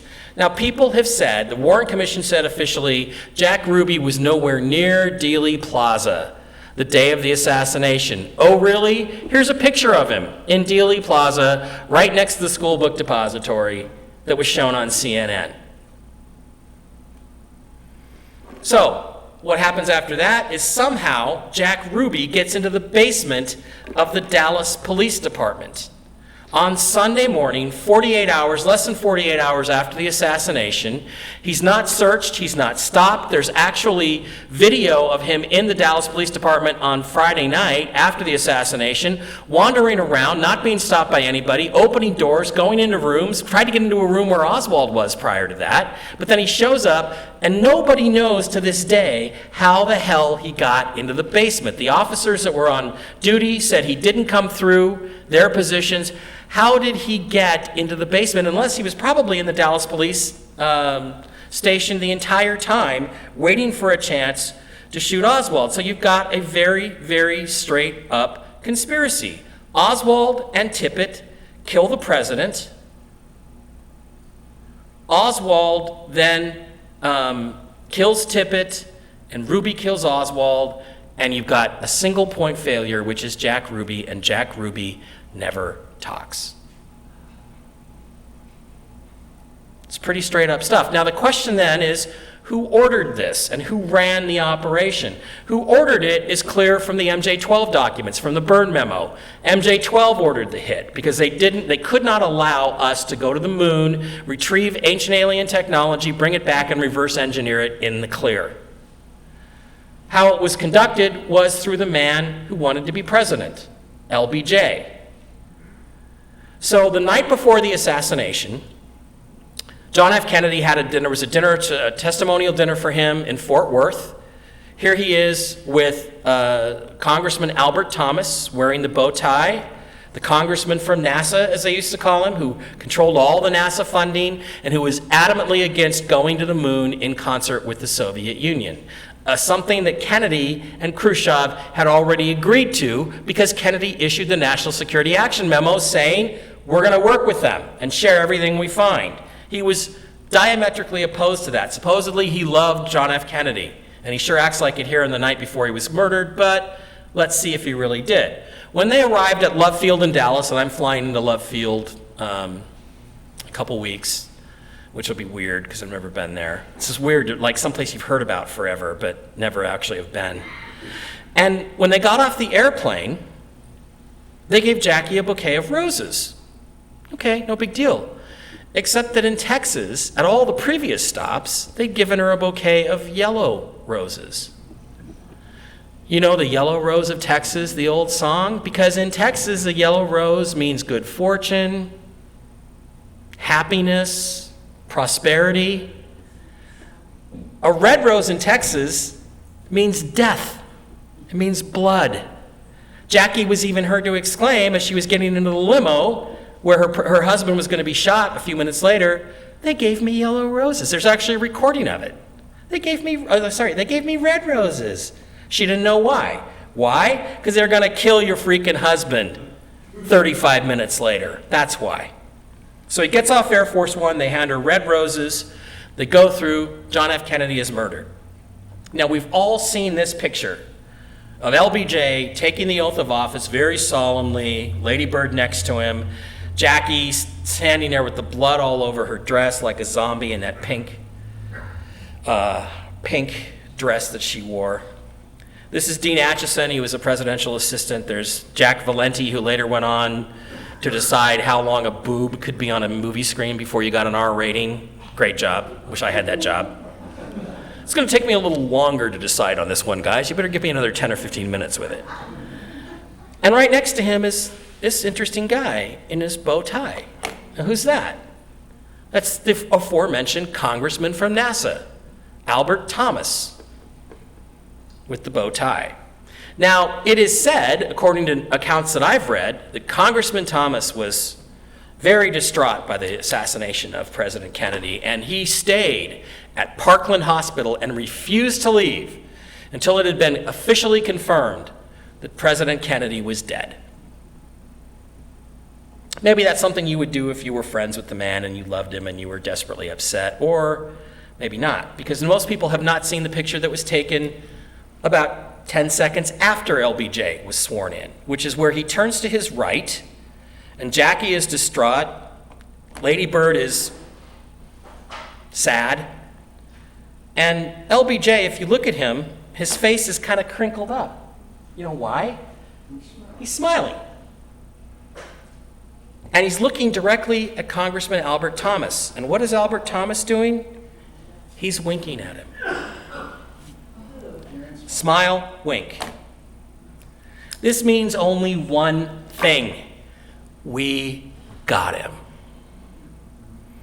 And now you're president, and we're going to have our war, and we're going to pull those silver certificates back, which we'll talk about in a second, and we're going to go to the moon, and we're not going to tell the American people or the world a damn thing about what we find. And we're sure as heck not going to go with the Russians. Again, KGB believed that it was LBJ who had carried out the operation. KGB is in possession of data purporting to indicate President Johnson was responsible for the assassination of the late President Kennedy. In other words, part of the planning, not necessarily the guy who actually shot him. This is stuff about LBJ, being a member of the Ku Klux Klan, which he was. There are several quotes talking about how his attitude was towards black people. But if you don't believe me that LBJ was involved, okay, fine, I got this. This is a shot of the motorcade. The first shot, at least, possibly the first two shots, has already been fired. This is the president's limo. This is the Secret Service limo. There's Clint Hill, the agent that jumps on the back and tries to assist Mrs. Kennedy. And this is the vice presidential limo. And these are two of the four Dallas motorcycle cops.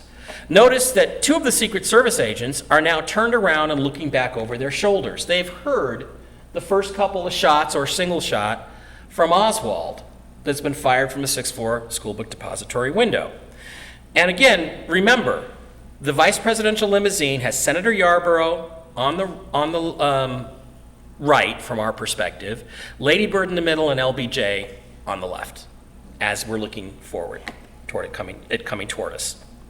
So here's a close-up of the president's limousine. Here are the two Secret Service agents starting to look over their shoulders, and you see a couple people here have heard shots too. They're looking out to their left. This is the president right here, and if you look up, you can see this is Jackie's white glove. This is his arm. His fist is clenched because it's a nerve reaction, because that nerve has been severed. And he's clenching up. If you look right around the area of the rearview mirror, you can see here's her hand, here's his arm, here's his fist, there's his face. That's his mouth, that's his head. He's reacting to the bullet that's just passed through his back and neck. So you're seeing a moment just after the first shot has hit the president. But then when you go back and you look back at LBJ's limousine, what you see is Senator Yarborough, Lady Bird Johnson. Where's LBJ? He's ducking because he knew as soon as they rounded that corner, the shots were going to start to fly. What a great guy this guy is. He doesn't even try to protect his wife. He just leaves her out there. Oh, I don't care if you get hit. I ain't going to get hit. He's gone. He's ducking. He knew. He knew what was going to happen. Where is he? Yarborough, Lady Bird, no LBJ. You can see right through the limo because he's already ducking. Want more? This is the Oval Office of President Kennedy. There was a very tasteful blue-gray rug that he inherited from President Eisenhower, which he kept, which he felt like was a very good, very nice carpet, nice office. He liked the setting. This is the Resolute desk, the same one that President Trump uses today. Here's Kennedy in his rocking chair meeting with some UN officials on the blue-gray carpet. This was like his throne. He had a bad back from the war incident, the PT-109 incident, so he sat in a rocking chair a lot. It relieved a lot of his pain. But what most people don't know is that there was a remodeling of the Oval Office planned. What weekend do you guys think that they planned to remodel the Oval Office?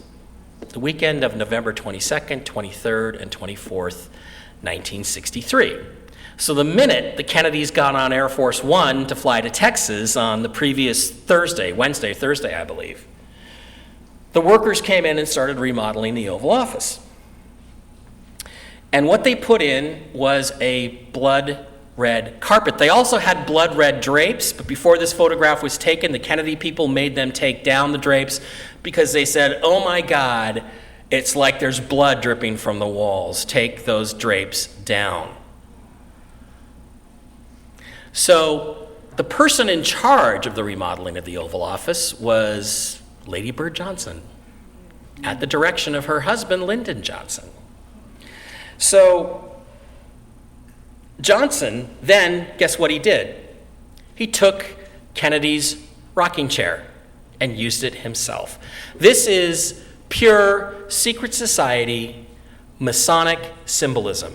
The king sitting on the throne of the previous king, bathing in his blood. That's what this is. This is pure secret society symbolism. So, one last thing is that if you notice this picture, this is in front of the Texas School Book Depository. The Dallas Police Station was right there. This is the picture of Jack Ruby.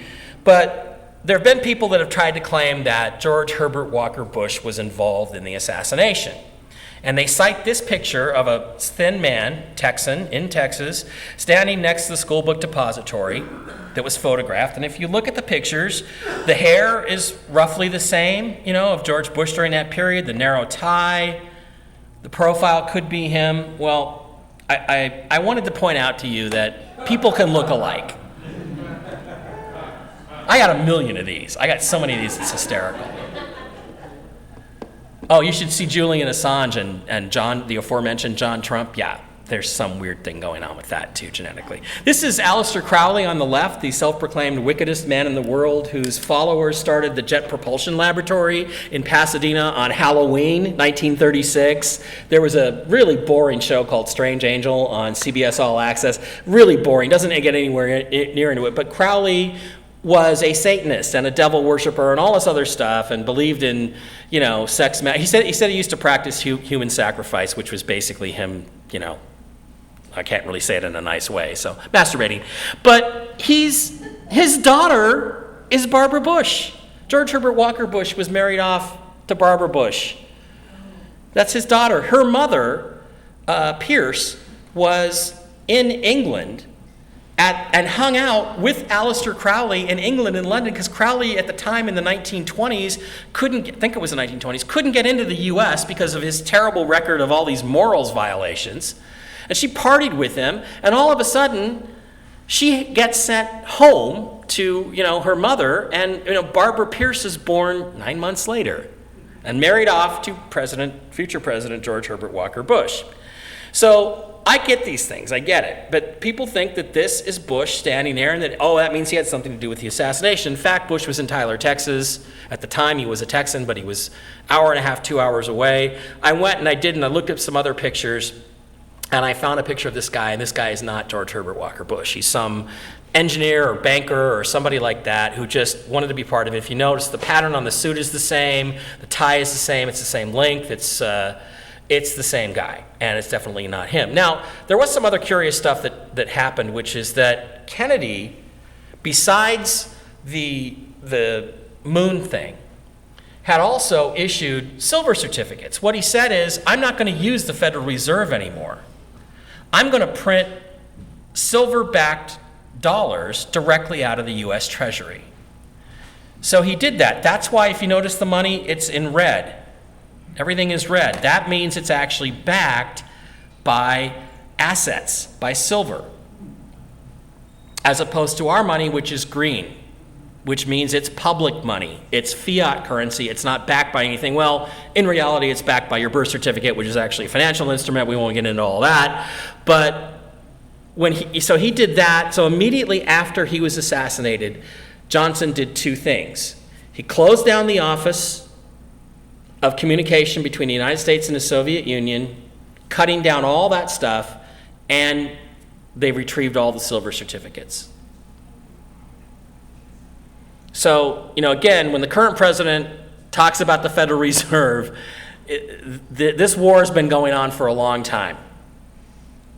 It's been going on for a long time. So, one last interesting thing was found, and there was three guys in 2011 who were busted on the Swiss-Italian border, and they were trying to smuggle in bonds. These bonds were allegedly U.S. Treasury bonds in the denomination of $1 billion, which is a very unusual denomination. But as they were described, they had red trimming on them. They had the space shuttle, the Apollo moon lander, and the moon on the back, and they had John F. Kennedy's picture on the front. So these were silver-backed or gold-backed bonds that were seized at the border by Swiss banking officials and Swiss officials, and there were 134 of these bonds. At the time, there was a U.S. government fund, which was the part of the, what do they call it? The thing that Obama did, they did after the 2008 stock market crash. It was money that was TARP money. There was exactly $134 billion in TARP money left, and they found these guys with $134 billion in bearer bonds with Kennedy's picture on it, basically saying that this is backed by the value of the moon. So basically what they did is two things happened is they killed Kennedy, they took over the moon program, they didn't tell us the truth about what they did. And again, I've done a million speeches about all the different things they did in Apollo and what they were really looking for, technology they brought back. And then somehow these silver-backed certificates somehow came back into circulation and are being used privately by governments to exchange things of real value. Our own fiat currency has no value. So as I look at it, clearly what happened is that there were people inside NASA, people inside the secret societies, people inside the banking institutions who wanted John F. Kennedy dead, primarily because he was going to expose the truth behind the moon landings and why we went there. Now, the last piece I'm going to leave you with is that there have been rumors for years that JFK was going to give a speech to the American people at some point about why we had to go to the moon and what the real truth was, which is that we had been visited by aliens. There are, in fact, people who claim that is the speech he was going to give at the Trade Mart in Dallas the day they murdered him. And the rumor is that this speech was found actually in his suit pocket. So I don't know if this is true, but as I read it and hear it, I hear it and I hear Kennedy's voice. So what I'm going to do is read to you what that speech allegedly said. My fellow Americans, and again, I can't do the Kennedy, my fellow Americans, people of the world, today we set forth on a journey to a new era. One age, the childhood of mankind, is ending and another age is about to begin. The journey of which I speak is full of unknowable challenges, but I believe that all our yesterdays, all the struggles of the past have uniquely prepared our generation to prevail. Citizens of the earth, we are not alone. God, in his infinite wisdom, has seen fit to populate his universe with other beings, intelligent creatures such as ourselves. How can I state this with such authority? In the year 1947, our military forces recovered from the dry New Mexico desert the remains of an aircraft of unknown origin. Science soon determined that this vehicle came from the far reaches of outer space. Since that time, our government has made contact with the creators of that spacecraft. Though this news may sound fantastic and indeed terrifying, I ask that you not greet it with undue fear or pessimism. That to me sounds exactly like Kennedy. I assure you as your president that these beings mean us no harm. Rather, they promise to help our nation overcome the common enemies of all mankind: tyranny, poverty, disease, war. We have determined they are not foes, but friends. Together with them, we can create a better world. I cannot tell you that there will be no stumbling or missteps on the road ahead. I believe that we have found the true destiny of the people of this great land, to lead the world into a glorious future. In the coming days, weeks, and months, you will learn more about these visitors, why they are here, and why our leaders have kept their presence a secret from you for so long. I ask you to look to the future not with timidity but with courage, because we can achieve in our time the ancient vision of peace on earth and prosperity for all humankind. God bless you. And the last thing that Sergei Khrushchev said in his interview, where he discussed his father accepting Kennedy's offer to go to the moon, was simply this: I think if Kennedy had lived, we would be living in a completely different world. And I agree with that. And I think now more than ever, for reasons I'm not going to go into here, I think we have a possibility to grasp that world again. It just depends on the choices that we make in the next few years. So thank you, and if there's any questions, I'm glad to take them.